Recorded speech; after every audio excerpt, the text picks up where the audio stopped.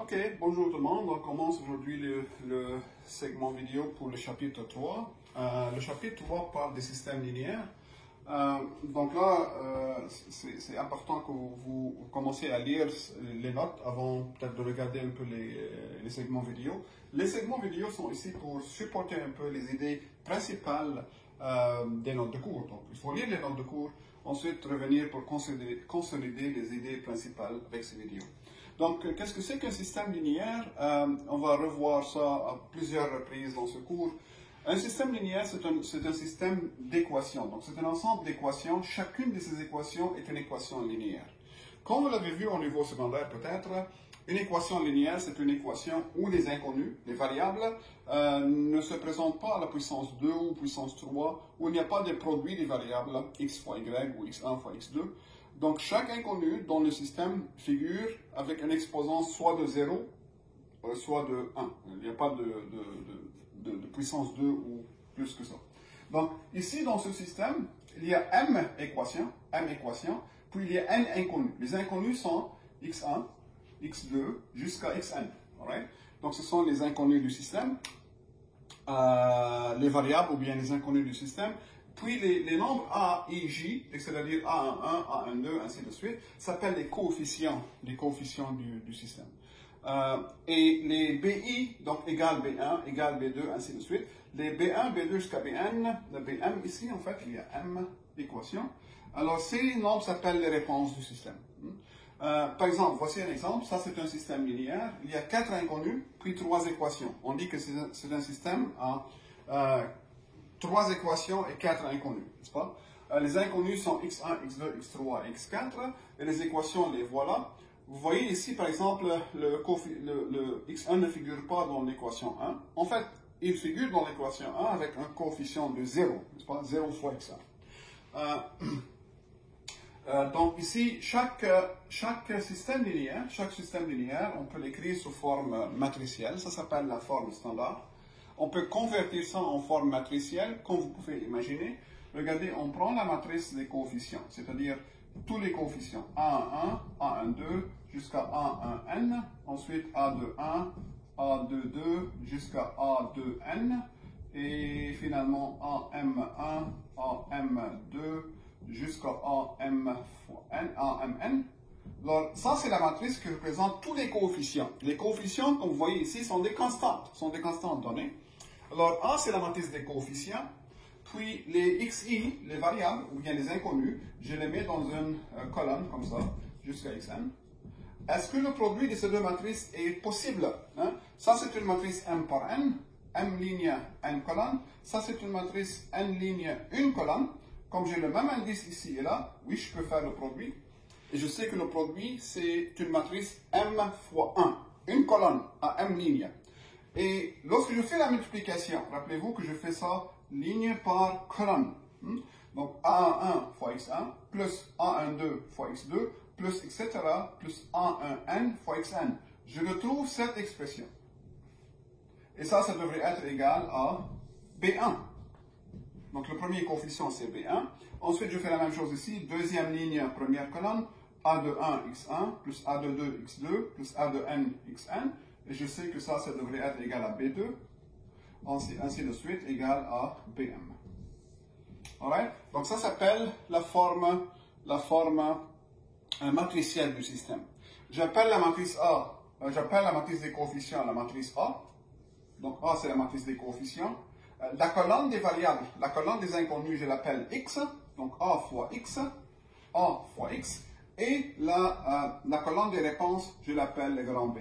Donc AX égale à B, ça c'est la forme matricielle du système linéaire. Dans chaque système linéaire, je peux le convertir sous forme matricielle comme ça. Matrice des coefficients fois la colonne des variables égale la colonne des réponses. Alright?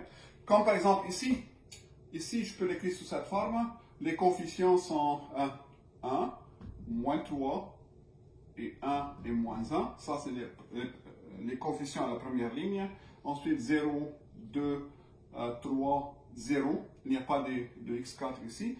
À la dernière ligne, c'est moins 1, 0, 0, 1. Ça, c'est la matrice des coefficients que je multiplie par la colonne des inconnus. Il y en a 4. x1, x2, x3, x4. et tout ceci égale à la colonne des réponses 0, 11 et puis 2. Donc ça, c'est la forme matricielle de ce système linéaire. Alright? Si toutes les réponses sont nulles, ici, comme vous voyez, si toutes les réponses sont nulles, on appelle le système un système homogène. Alright? Donc un système homogène, c'est un système linéaire dont tous les coefficients sont 0. Pourquoi on a intérêt à regarder le système homogène? Pour plusieurs raisons. Une de ces raisons, c'est le fait qu'on connaît une solution, n'est-ce pas? Alors, si on a un système homogène, prenez un exemple ici simple, x1 moins 2x2 plus x3 égale à 0, 2x1 moins x2 plus 4x3 égale à 0, ensuite x2 moins x3 égale à 0. Ça, c'est un système homogène, 3 équations et 3 inconnues. Pouvez-vous deviner une solution? Bon, il faut ici que je précise, une solution d'un système linéaire veut dire une valeur pour x1, une valeur pour x2, etc., une valeur pour xn, telle que toutes les équations dans le système sont satisfaites. Okay? Une solution veut dire une liste de valeurs pour les variables, pour les inconnues, qui satisfont toutes les équations dans le système. Pas juste une. Toutes les équations doivent être satisfaites. Alors ici, si je prends x1 égale à 0, x2 égale à 0, x3 égale à 0, est-ce qu'il s'agit d'une solution de ce système? Bon, je remplace x1, x2, x3 par 0 chacune dans le système et je trouve que clairement chacune de ces équations est clairement satisfaite. Donc ça, c'est une solution. Attention, tout ceci représente une solution. Je l'écris parfois comme ça, grand X égale 0, 0, 0. Ça représente x1, x2, x3. N'est-ce pas? Rappelez-vous que la colonne des inconnus est représentée par juste grand X. Donc ça, c'est une solution. Ça, c'est une solution qu'on appelle la solution triviale. Il n'y a rien de particulier pour ce système homogène. Pour n'importe quel système homogène, on connaît déjà une solution, notamment la solution triviale, 0, 0, 0, ainsi de suite. Alright? Donc, il n'y a pas question, est-ce qu'un système homogène admet une solution ou non? La question est combien de solutions pour un système homogène. En bref, un système homogène est toujours compatible. Compatible veut dire il admet au moins une solution, notamment la solution triviale. Il est possible qu'il y ait d'autres solutions que la solution triviale, mais au moins on a la solution triviale 0, 0, 0, 0, ainsi de suite. En parlant de ça, pour un système linéaire, que ce soit homogène ou non, il y a trois possibilités pour le nombre de solutions. Soit que le système admet une seule solution, la solution, on appelle ça la solution unique, ou le système admet une infinité de solutions, ou le système est incompatible, aucune solution. Donc ça, c'est un théorème dans le chapitre aussi, le nombre de solutions d'un système linéaire. Donc, on ne peut pas avoir un système linéaire qui admet exactement 6 solutions. Ça n'existe pas. Aussitôt qu'on a deux solutions au moins, je sais qu'il y en a une infinité de solutions. Donc, soit qu'on a une solution unique ou une infinité de solutions. Ou, bien sûr, aucune solution. Donc, je répète, il n'y a pas plusieurs choix pour le nombre de solutions de système linéaire. Soit que le système admet une seule solution, soit qu'il admet une infinité de solutions, soit qu'il soit incompatible. Il est incompatible veut dire qu'il n'y a aucune solution. Okay? Et dans le chapitre, je donne des exemples de tels systèmes avec une solution unique, avec une infinité de solutions, puis avec aucune solution. Alright, donc je passe tout de suite maintenant à la méthode de résoudre le système linéaire. Comment je résous? Résoudre un système linéaire veut dire trouver la solution générale de ce système linéaire. Hein? Comment je résous un système linéaire? Bon, la façon la plus efficace, c'est d'utiliser la méthode de Gauss-Jordan, l'élimination de Gauss-Jordan qu'on a vu dans le chapitre 2. Donc, je donne un exemple tout de suite. Disons qu'on a le système linéaire x moins 3y plus z égale à 1. Ensuite, moins 2x plus y plus z égale à 2. Ensuite, moins x, moins 2y, plus 2z égale à 3. voici un système de 3 équations à 3 inconnus. Ici, les inconnus, je les note comme x, y et z au lieu de x1, x2, x3. Donc, voici un système linéaire de 3 équations à 3 inconnus. Et on aimerait savoir combien de solutions, si on peut écrire la solution générale de ce système. Alors, la façon la plus efficace, comme je dis, c'est d'écrire la matrice augmentée du système. Alors, la matrice augmentée du système veut dire la matrice des coefficients, 1, moins 2, moins 1. Ça, c'est les coefficients de x. Ensuite, moins 3, 1, moins 2. Moins 3, 1, moins 2. Les coefficients de y. Ensuite, les coefficients de z qui sont 1, 1, 2. Ça, c'est la matrice des coefficients. Et j'augmente ça, donc je mets une ligne verticale ici, avec la colonne des réponses. 1, 2, 3. Alright? 1, 2, 3.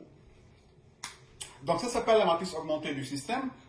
Ça consiste à écrire les coefficients à gauche et j'augmente ça par la colonne des réponses. Alright? Qu'est-ce que je fais avec cette matrice augmentée? Je la réduis à la forme échelonnée tout d'abord, ensuite échelonnée réduite si possible. Donc ça c'est équivalent A. Regardez, on sait comment réduire la matrice à la forme échelonnée. Qu'est-ce qu'on fait? Ça, c'est mon pivot qui est déjà 1. Je dois avoir des zéros ici et là.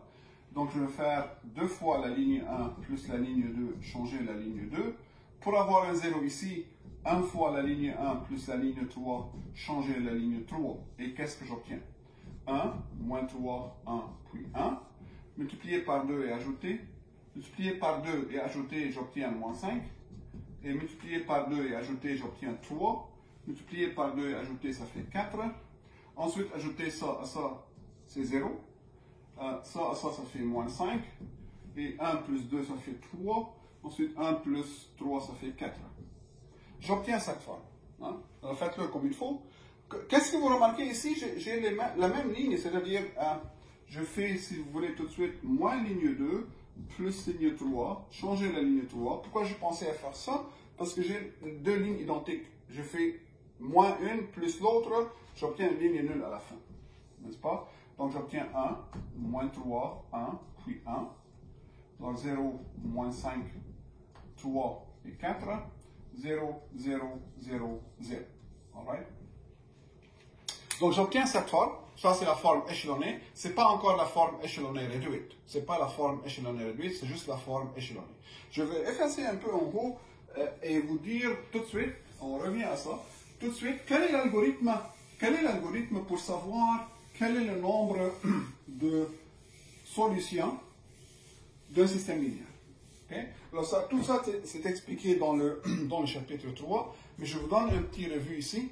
Alors, une fois qu'on arrive là, comment j'analyse ça? Une fois que j'arrive à cette forme échelonnée, comment j'analyse ça? Bon, alors là, le premier cas, système admet une solution unique. Une solution unique. Si et seulement si, le rang de la matrice A est égal au rang de la matrice augmentée AB égale le nombre des inconnus. Ça, c'est le premier cas. J'explique. Deuxièmement, une infinité de solutions. Quand est-ce que le système admet une infinité de solutions? Si et seulement si, le rang de la matrice A est égal au rang de la matrice augmentée, mais ça, c'est inférieur au nombre des inconnus. Inférieur au nombre des inconnus. Et finalement, quand est-ce que le système n'a aucune solution? Quand est-ce que le système est incompatible? Incompatible veut dire n'a aucune solution.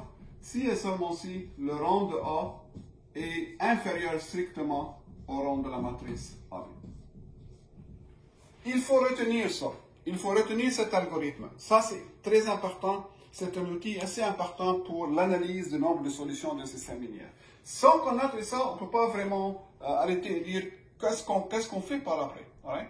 Donc, je vous rappelle que veut dire le rang d'une matrice. Le rang d'une matrice, c'est le nombre de pivots, le nombre de 1 dominant dans une forme échelonnée de la matrice. On réduit la matrice à sa forme échelonnée ou bien échelonnée réduite. et on regarde le nombre de pivots. Ce nombre de pivots dans la forme échelonnée s'appelle le rang. Ici, c'est le rang de A, rang de AB. AB, c'est la matrice augmentée. Donc, AB, c'est toute cette matrice.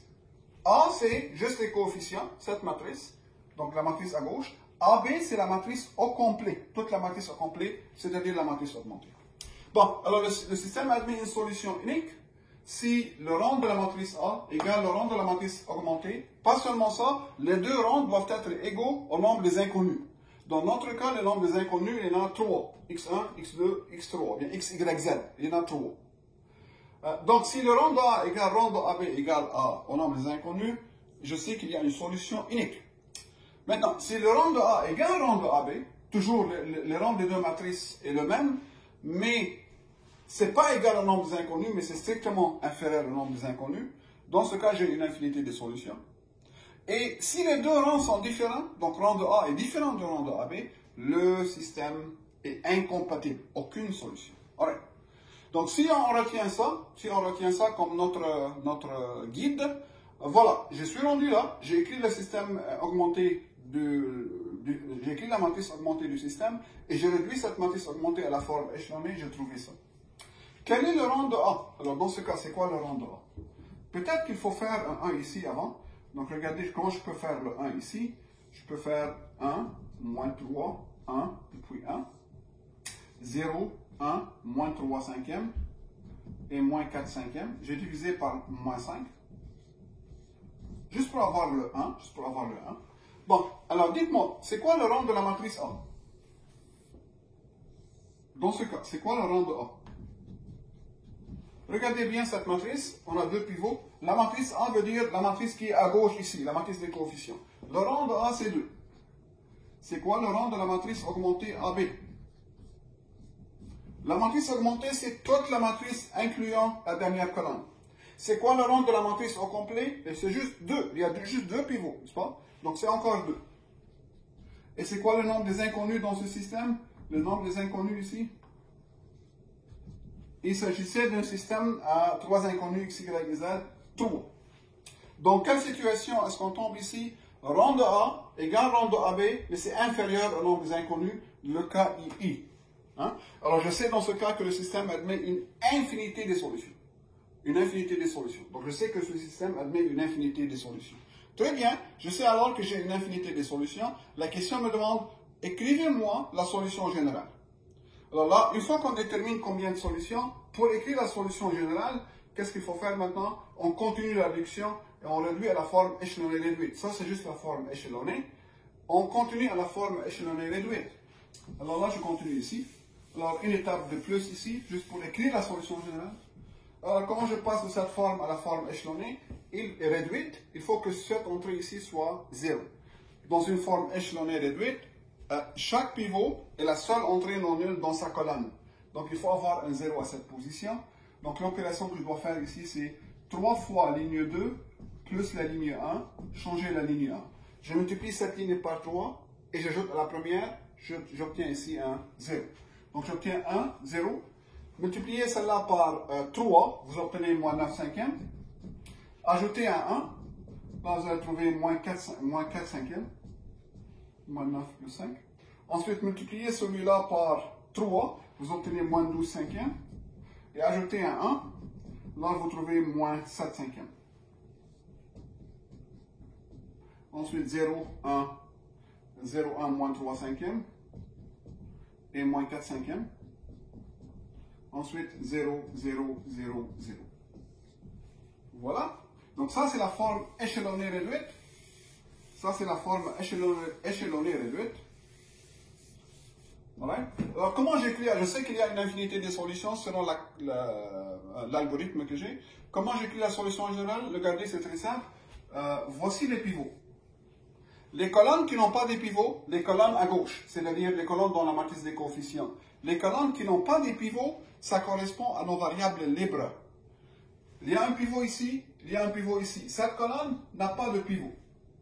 Mais c'est quoi cette colonne? C'est la variable z, x, y, z. Donc, les colonnes à la fin qui n'ont pas de pivot correspondent à nos variables libres. Libre veut dire qu'ils peuvent prendre n'importe quelle valeur. Donc, la variable libre ici, c'est z. Donc, z est libre. il y a juste une colonne qui ne contient pas un pivot. De nouveau, je regarde les colonnes à gauche, pas les réponses. Donc Z est libre, alors je dis que Z égale à T, un paramètre T. Donc j'appelle les variables. Il est possible qu'on a plusieurs variables libres. Comment je les détermine? Je regarde la forme échelonnée, réduite. Les colonnes qui n'ont pas de pivot, toutes ces colonnes correspondent à nos variables libres. Voilà. Donc je sais qu'il y a juste une variable libre qui est Z, Z égale à T, une variable libre. Et comment je résous les autres variables maintenant? Je n'ai qu'à lire ou bien relire chacune de ces équations. Alors si je veux lire la première équation, comment je lis la première? 1 fois x plus 0 fois y moins 4 cinquièmes z, mais z c'est t, tout ceci égale à moins 7 cinquièmes. C'est comme ça que je lis la première équation.